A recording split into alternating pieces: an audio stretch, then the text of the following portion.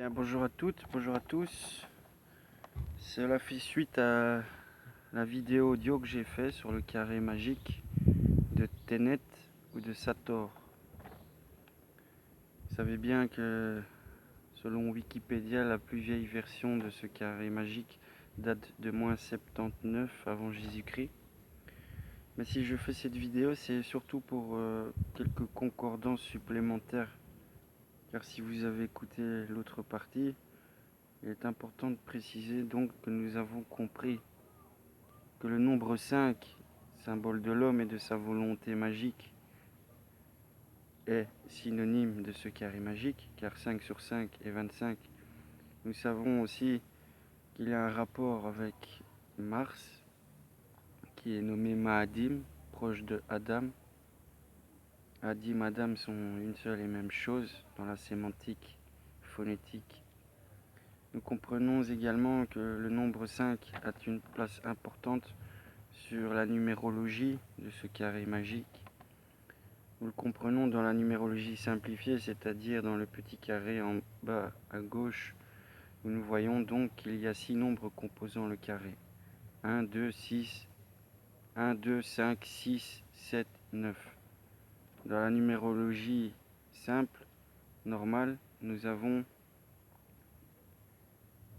8 nombres, qui sont donc le 1, le 5, le 14, le 15, le 16, le 18 et le 19.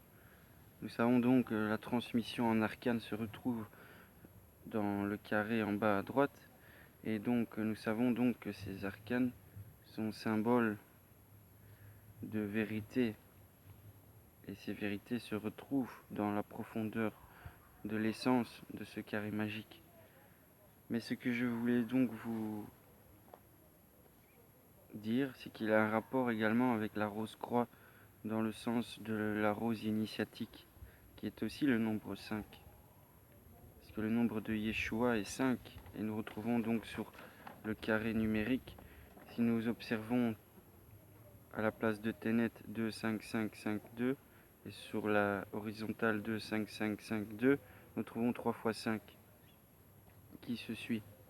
C'est-à-dire la volonté de l'homme dans les 3 plans, dans les 3 dimensions, que ce soit la hauteur, la largeur et la longueur, ou que ce soit dans le domaine des principes, des lois et des faits, ou dans le domaine du spirituel véritable, du psychisme ambiant et du corporel apparent. Comprenez donc le rapport caché dans les nombres de ce carré. Je voulais aussi vous dire que le résultat numérique, quand nous regardons dans le premier carré numérique en haut à droite, quand nous retrouvons donc la somme des 5 mots, nous arrivons à 320. 320 horizontal, 320 vertical.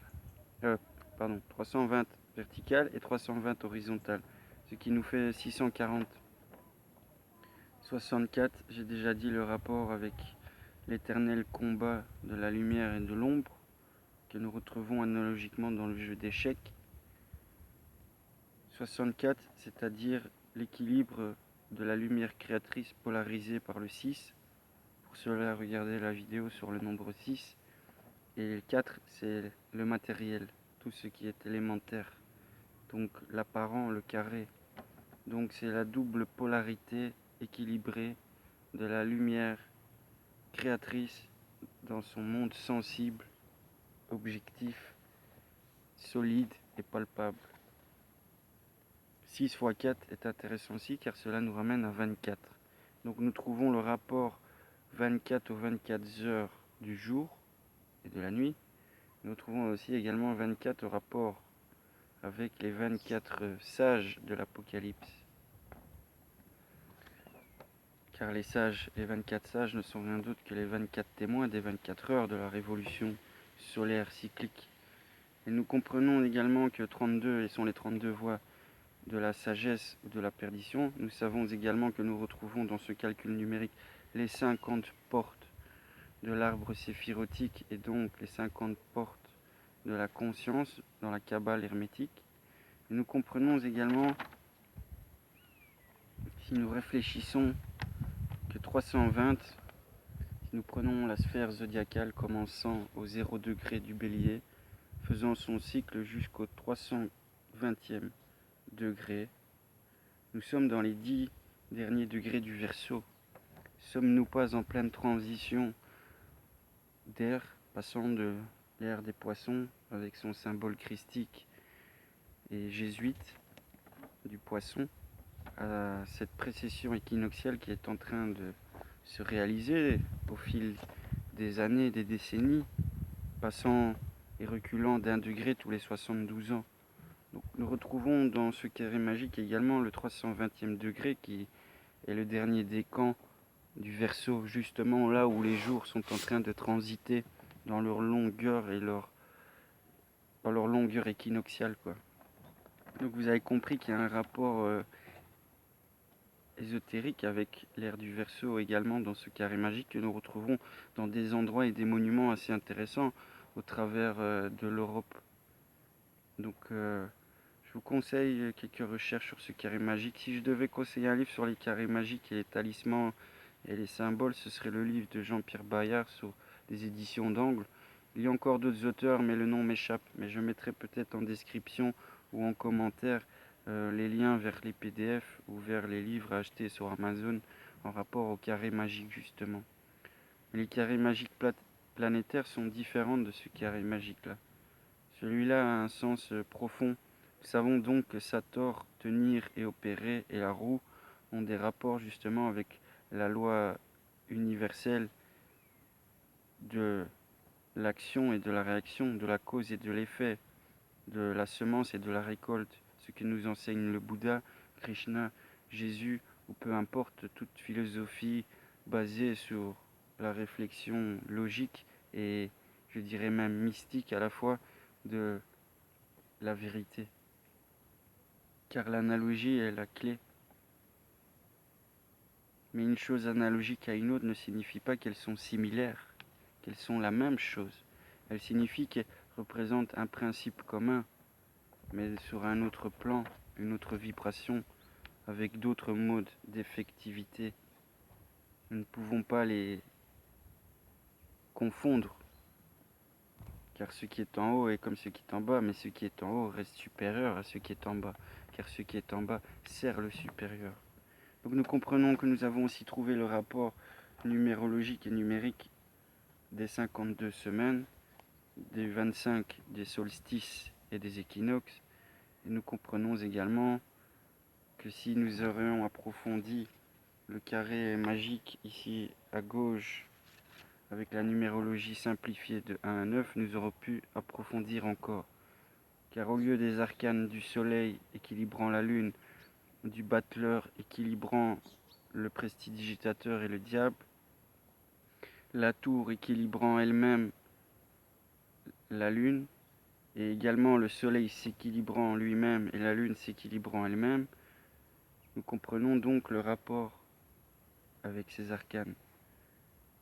La profondeur nous est connue, mais si nous faisions la même chose avec la simplifiée, nous aurions 6 arcanes.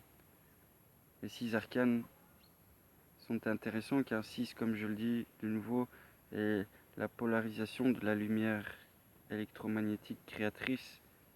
Et donc elle se retrouve justement de nouveau dans ce carré magique. Car toute vie naturelle et sensible est basée sur la lumière et son effet. Nous savons que la parole est de la lumière, que la vibration est lumière. Toute chose est lumière dans son essence. Et si nous observons donc cette numérologie simplifiée, nous savons que nous tombons donc sur le soleil, car quand nous faisons la croix ici, nous tombons sur le soleil et le soleil. Donc, nous savons que c'est un rapport au cycle des années. Toute la profondeur a été réfléchie derrière le voile des mots. C'est cela qui est pour toute chose en chaque instant, sauf que les gens ne veulent pas y prendre attention, ou du moins trouvent cela trop casse-tête. Mais pourtant c'est simple, à la fin ça devient comme un jeu d'enfant. Vous percevez les choses sans devoir y réfléchir, vous les ressentez instantanément selon les principes qu'ils dégagent. Nous retrouvons donc le battleur, parce que 1 et 9 sur le carré, vous avez 1 et 9, c'est l'alpha et l'oméga, c'est le battleur à l'ermite, c'est le cycle du jeune au vieux, du début à la fin, qui se donne miroir par l'homme de la fin au début. Et nous avons dans l'autre branche, nous avons le 7 qui se fait miroir, et le 7 est le chariot où l'idée, l'esprit, la pensée réalisée, objectivée dans le monde matériel. Et nous avons également de nouveau le 9, l'achèvement, la création, la maturation du projet ou de la pensée, l'élaboration effective. Comprenez toute la profondeur et vous verrez bien, il y a tellement de choses à dire encore, les amis.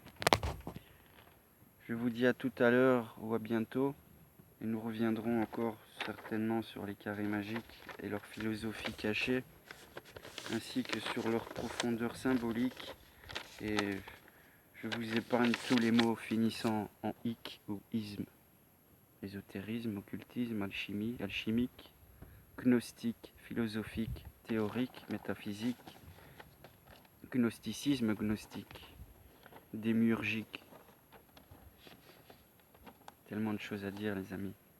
À bientôt, portez-vous bien et vibrez lumière de paix pour tous et pour vous surtout.